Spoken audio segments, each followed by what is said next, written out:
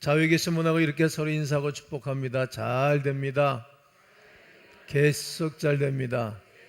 끝까지 잘 됩니다. 영원토록 잘 됩니다. 요즘 주일 저녁 예배나 철야 예배나 새벽 예배 또 수요 예배 또 모이는 모든 예배 가운데 대표 기도를 하시면 꼭 에클레시아를 빼놓지 않고 기도들을 하세요. 그러니까 담임 목사가 설교를 의미 있게 잘하고 있구나, 그저 뿌듯하고, 그리고 교회가 무슨 뜻인지 잘 알게 되어져서 고맙고 감사함을 드립니다.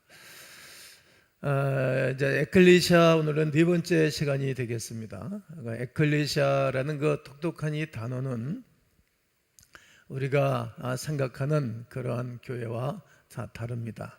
교회 그러면 많은 분들이 건물, 고향 교회, 시골 교회 이렇게 생각하지만 그런 눈에 보이는 건물은 예배당이지 실은 교회의 원뜻은 아닙니다.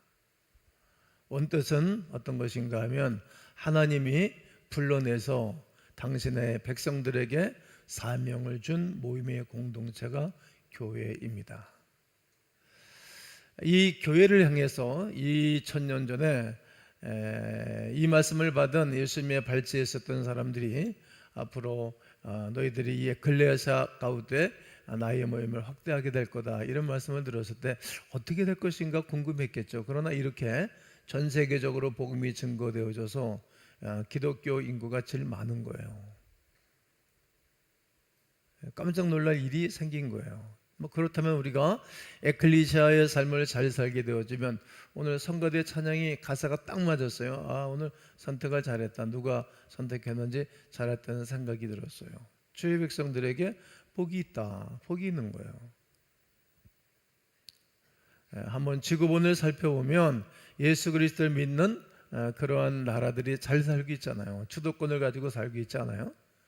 그런 것만 보더라도 이 교회 생활은 독특한 하나님의 미션이 있고 축복이 있다는 것을 알게 되어집니다. 에클레시아는 예수님을 따르는 사람들을 무리로 하여금 시작이 되어졌고, 지금도 그 따르는 거룩한 백성들을 통하여서 구원의 운동을 하는 것이 교회입니다. 이 시리즈에서 저는 1세기로 잠깐만 돌아가는 거예요. 1세기로 돌아가고자 하는 것입니다. 왜냐하면 그들의 이야기와 반응, 행동과 사랑을 통해서 우리가 가야 할 방향을 점검할 수 있기 때문입니다. 그들은 직접 예수님 앞에서 배우고 따랐던 사람들입니다. 그들은 직접 예수 그리스도께서 교회를 세울 때 어떤 마음이었는지 알았던 사람이었어요. 요한사도 같은 사람은 우리는 그를 보았고 그는 나를 안다, 나는 그를 만졌다. 그러니까 예수님이 육신을 이 땅에 오셨을 때 예수님을 만지셨어요. 그들이 복 있는 사람들이죠. 그리고 다른 사람들한테 무수한 감신도 가지셨지만 제일 관심을 가졌던 사람도 12제자였어요. 12제자 중에서도 이제 베드로, 야고보, 요한이 그들의 핵심 멤버였었고, 그리고 그 중에서도 베드로가 리더십을 발휘하게 됐어요. 그래서 예수님은 그들에 대해서 지대한 관심을 가졌어요. 왜냐하면 이 사람들이 변하면 앞으로 엄청난 변화의 역사가 일어날 것을 아셨고 보셨기 때문입니다. 부활하시고 난 다음에 예수님이 제일 먼저 찾아갔던 사람들이 제자들 그룹이었다는 것을 우리가 잘 알 수 있습니다. 그러므로 세대가 바뀌고 문화가 바뀌어도 예수님이 교회에 부여하신 원래의 사명은 바뀔 수 없는 것입니다. 그러기에 교회가 예수 그리스도께서 원하는 방향을 잃어버리게 되어지면 상처를 받는 거예요. 또 예수님도 상처를 받을 거예요. 야, 내가 쟤들한테 저렇게 말하지 않는데 왜 저렇게 하지? 그리고 이제 상처를 받게 될 거예요.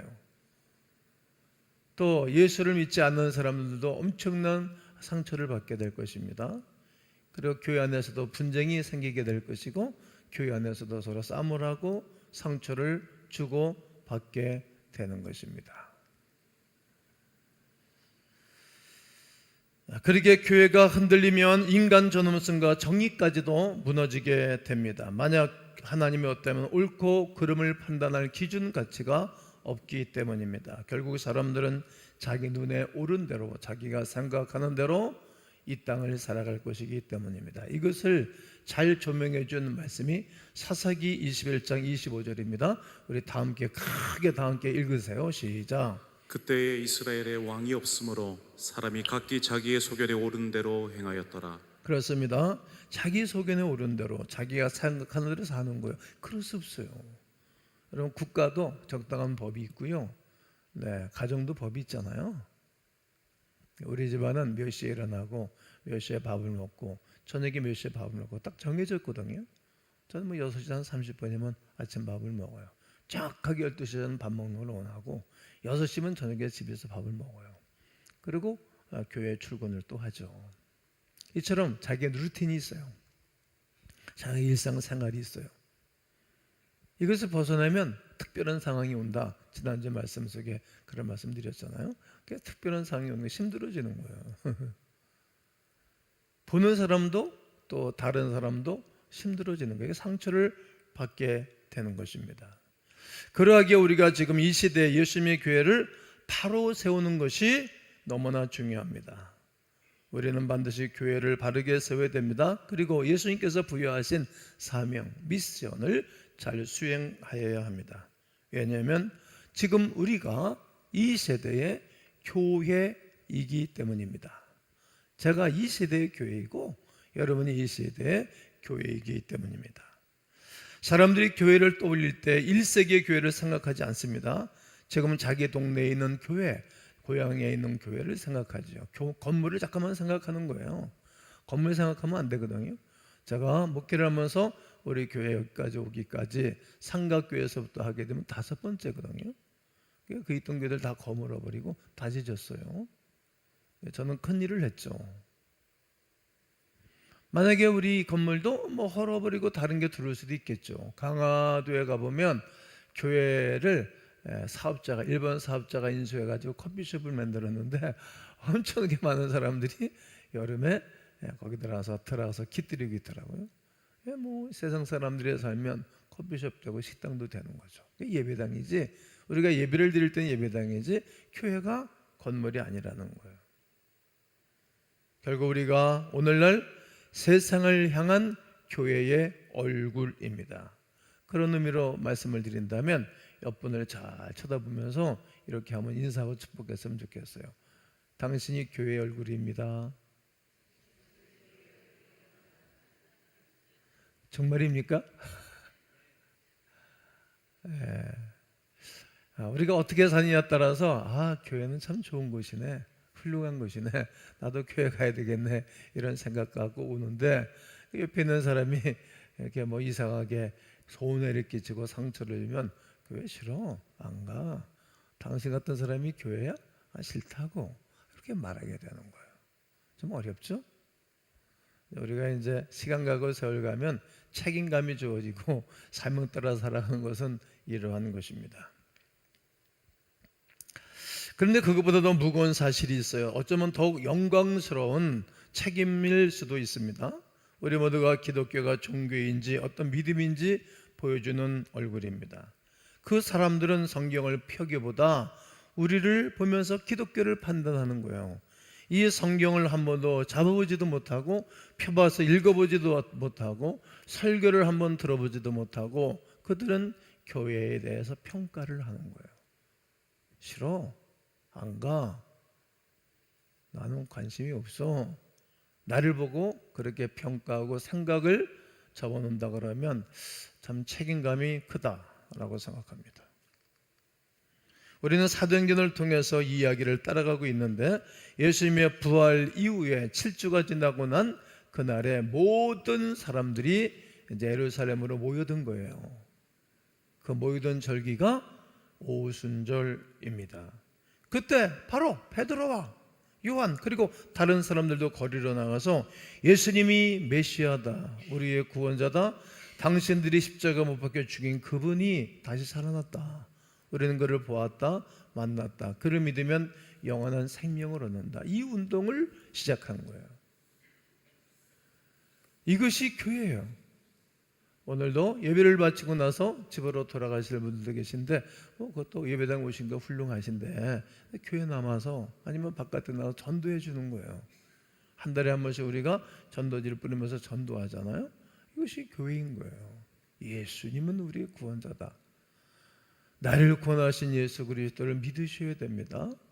나를 변화시키신 예수 그리스도, 우리의 가정을 복되게 하신 예수 그리스도를 전해주는 것입니다. 이것이 베드로의 사역이었고 제자들의 사역이었습니다. 이것이 1세기의 교회입니다. 이 제자들이 또 제자를 낳고 이렇게 2000년 동안 쉼 없이 이 복음이 세상에 전해지고 흘러 들어갔던 것입니다. 그러므로 오늘 우리는 어떤 기도를 해야 될까요? 주여 담대하게 복음을 전하게 하옵소서 외쳐야 됩니다. 한번 따라해 보실까요? 주여 복음을 담대하게 전하게 하옵소서. 이 1세기의 성도들, 1세기의 사도들은 그들이 복음을 전하는 것은 간단했습니다. 변증학적으로 접근한 것도 아니고 설명하려고 그러진 않았어요. 예수는 구원자다, 메시아다, 나는 부활하신 예수님을 만났다, 이렇게 그 예수 그리스도를 증언했던 것입니다. 하나님께서 새로운 일을 시작하셨습니다, 놀라운 일을 하셨습니다 라고 말했던 것입니다. 베드로가 이렇게 외치는 것입니다. 2장 38절 읽습니다. 시작. 베드로가 이르되 너희가 회개하여 각각 예수 그리스도의 이름으로 세례를 받고 죄 사함을 받으라. 그리하면 성령의 선물을 받으리니. 회개하라는 거예요. 회개하라는 거예요. 그리고 죄 사함을 받아라. 그리고 용서를 받아라. 그리고 성령을 선물로 받아라. 그냥 설교가 간단했어요. 선교사님들은 설교 사역이 쉬운 거예요. 왜냐하면 제가 해외 가서 설교를 하게 되면 온 거 안 보고 하거든요. 여러 군데 가서 그들은 늘 예수를 전하니까, 예수 그리스도만을 전하니까 설교 준비가 필요 없는 거예요. 우리 교회에서는 6주 동안 시리즈 설교를 작성해서 복음을 전하지만 그럴 필요가 없는 거예요. 편안했던 거예요. 바울도 편안했던 거예요. 똑같은 설교 맨날 하는 거예요. 그 유명한 디에모디는 설교가 12편이 있었다 그래요. 12편 달달달 외우고 하는 거죠. 똑같은 설교 계속하는 거예요. 예수를 전하는 거예요. 그런데 그 사람의 인격이나 그 사람의 모든 성향을 통하여서 그냥 인격과 상관이 없이 성령 하나님이 역사하셔서 회개 역사가 일어나고 자백의 역사가 일어나고 예수를 믿게 하고 구원을 받았던 것입니다. 우리가 해야 할 일은 그냥 전해주는 거예요.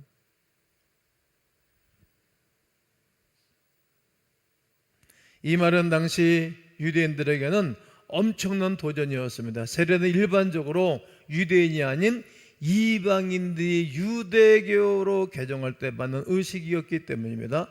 그러기 때문에 베드로는 이건 새로운 정체성이다, 새로운 시대다라고 외쳤던 것입니다. 그날 3,000명의 식구들이 예수를 영접하고 세례를 받고 구원을 받은 것입니다. 이것이 바로 에클레시아 교회의 시작입니다. 그 시작은 외부 지향적이고 다문화적이고 확장되는 거룩한 사역이었습니다. 유대인이나 이방인이나 차별이 없습니다. 누구든지입니다. 헬라인이나 로마인이나 누구든지입니다.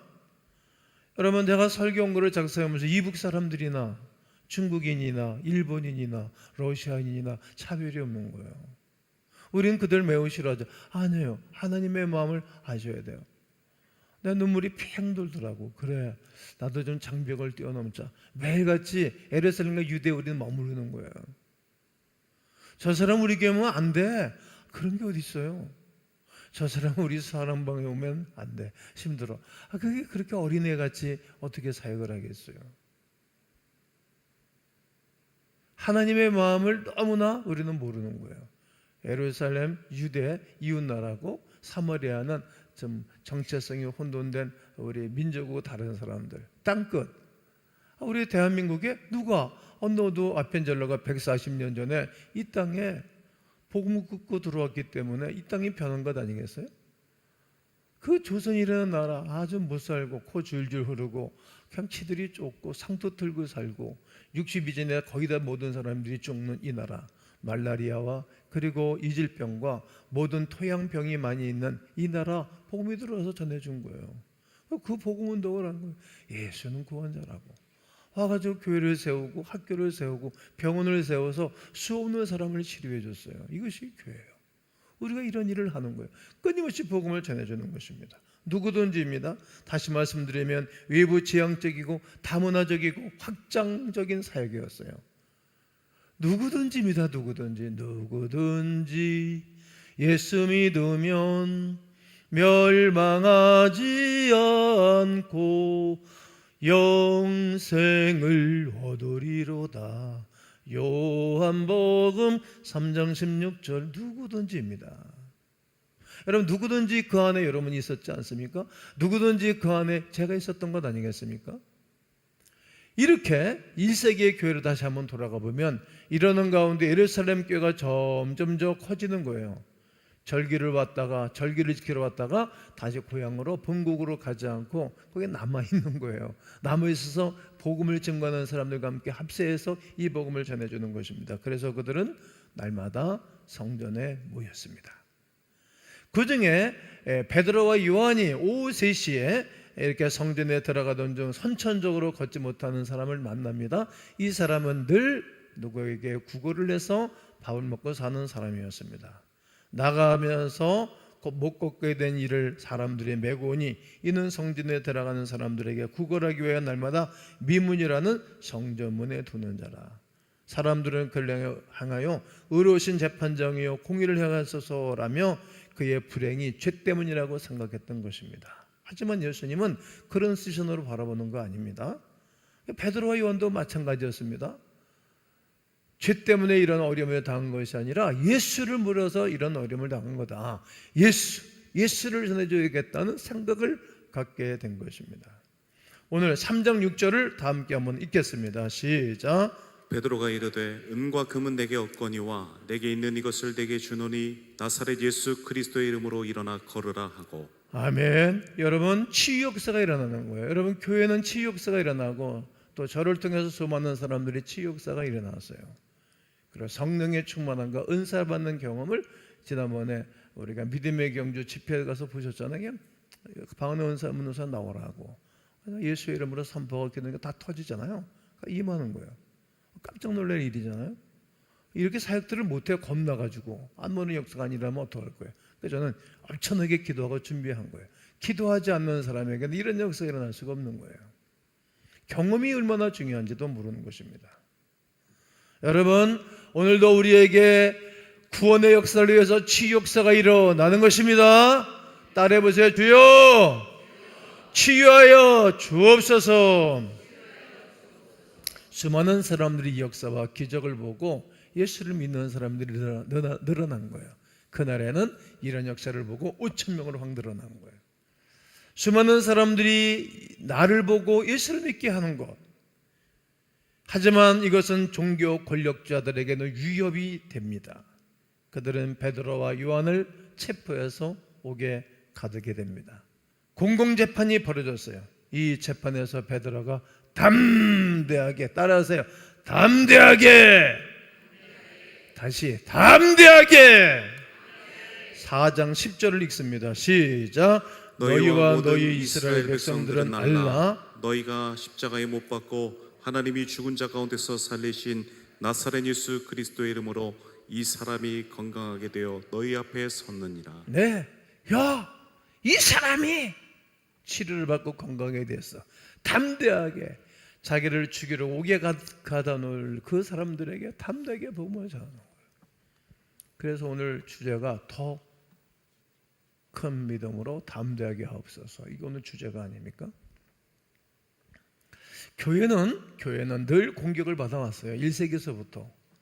그리고 교회가 그 민족에 복음이 들어가서 교회 기득층이 생기기 전까지 사랑과 훈훈한 역사가 일어나기 전까지는 늘 공격을 당한 거예요.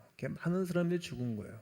우리나라도 선교사 첫 번째 들어오신 선교사님이 칼에 목을 베어 죽임을 당한 거예요.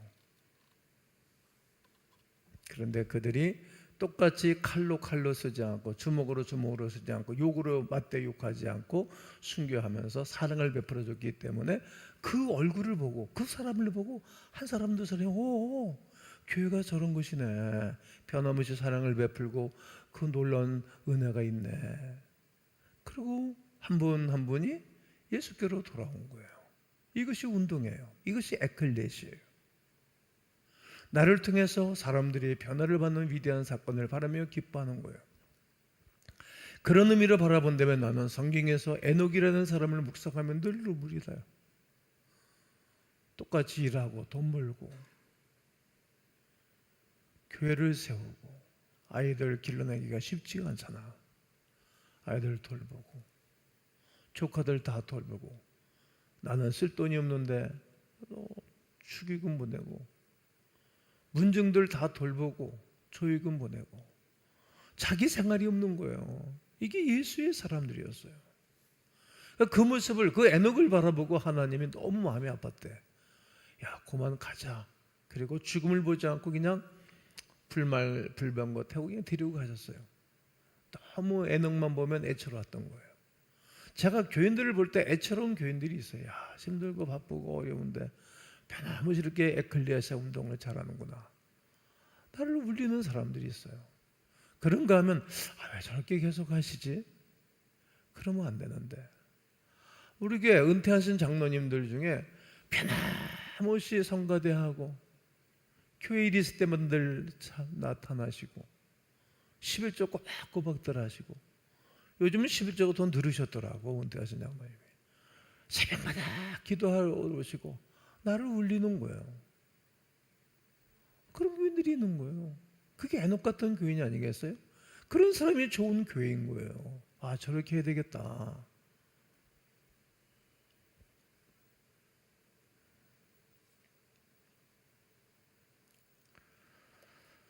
변화받은 사람이 내 눈에 보이고 고침받은 사람이 내 눈에 보이니까 사람들이 변하는 거예요. 베드로 요한이 예수와 함께 있었던 사람들인 것을 다 아는 것입니다. 13절을 보면 그들이 베드로와 요한이 담대하게 말함을 듣고 그들은 본래 학문 없는 범인으로 알았다가 이상히 여기며 또 전에 예수와 함께 있던 줄도 알고 베드로와 요한은 풀려나고 신자들이 기도하기를 시작했던 것입니다. 그들의 기도 내용이 아주 놀랍습니다. 4장 29절을 전체 한번 읽으셔요. 시작. 주여, 이제도 그들의 위협함을 굽어보시옵고 또 종들로 하여금 담대히 하나님의 말씀을 전하게 하여 주시오며. 네, 저들의 위협을 굽어보시고 종들로 하여금 담대히 하나님의 말씀을 전하게 해달라고. 죽는다 할지도 무서운 게 아니에요. 옥에 갇힌다고 해서 무서운 것이 아니라 담대하게. 그들은 자기의 안전을 구하지 않았어요. 저들은 자기의 가족과 그리고 집을 달라고 기도한 것이 아니라 주여 큰 담대함을 주옵소서.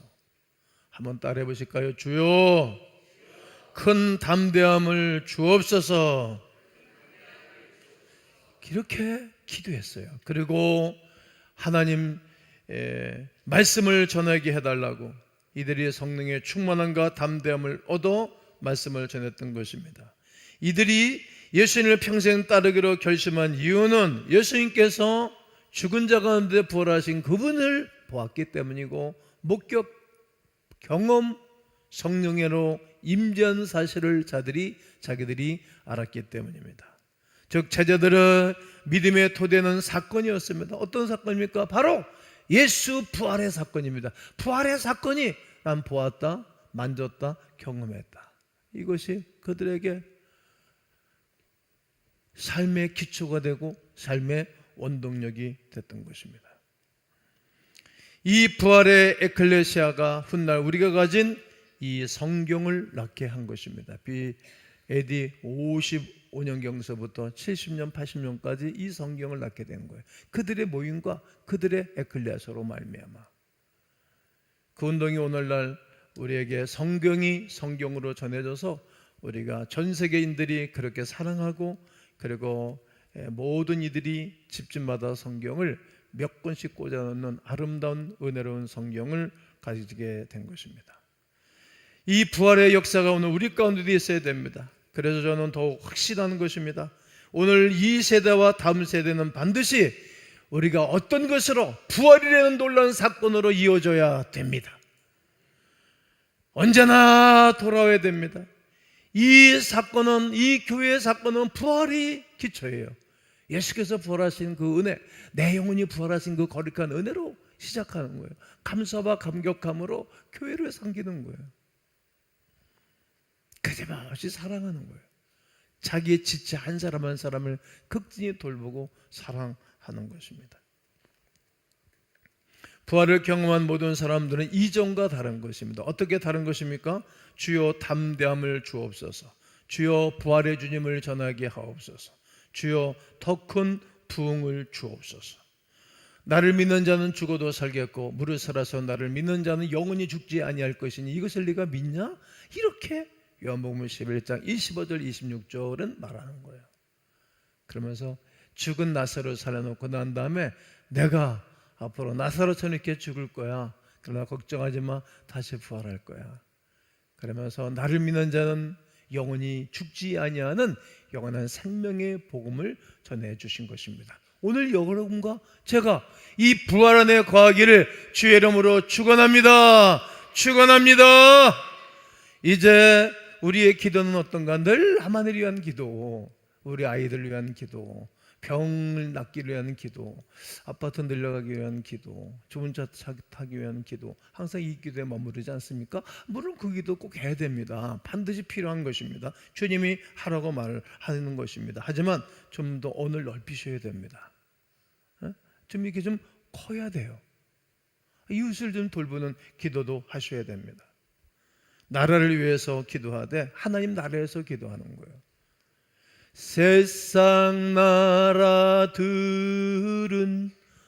멸망받으나 예수 교회 영영 왕성하리라. 우리가 하나님의 나라가 왕성하도록 하는 거예요. 하나님의 나라가 왕성하고 잘 되면 여러분 국가도 잘 됩니다. 하나님 나라를 위해서 살게 되어지면 이 모든 것 더하게 하시사 우리 자녀들 그렇게 걱정할 필요 없어요. 그냥 맡겨놓고 기도하세요. 내 미래도 맡겨놓고 기도하세요. 내 영혼도 맡겨놓고 기도하셔야지. 뭘 어떻게 하겠어요 우리가? 사람이 죽고 사는 것 하나님의 손에 달려있는 것이지 사람 손에 달려있는 것이 아니기 때문입니다. 야, 공중에 나는 새를 봐라. 내가 허락하자면 땅에 떨어지는 법이 없어. 야, 네 머리카락 믿게 있니? 네 머리카락이 다 세신바 돼서 이렇게 내 머리카락까지도 세신바 되신 그분 앞에서 우리가 살아가는 거예요. 그래서 저는 여러분과 함께 이 기도를 매일 드리기를 원합니다. 하나님 아버지, 두려움이 나에게 침묵하라고 속삭일 때 말할 수 있는 용기를 달라고 기도하셔야 돼요. 여러분, 우리가 아이들한테 좋은 모습 보여줘야 되는 거예요. 손자, 손녀들의 좋은 모습 보여주는 거예요. 교회 오셔가지고 서로 좋은 모습 보여주는 거예요. 이게 교회예요. 그러면 이 세대에 가루 서말 속에 갖다 넣어 전부 부풀게 한 누룩처럼 교회를 부풀게 하는 생명의 역사가 여러분과 우리 교회 가운데 임하기를 주님의 이름으로 축원합니다.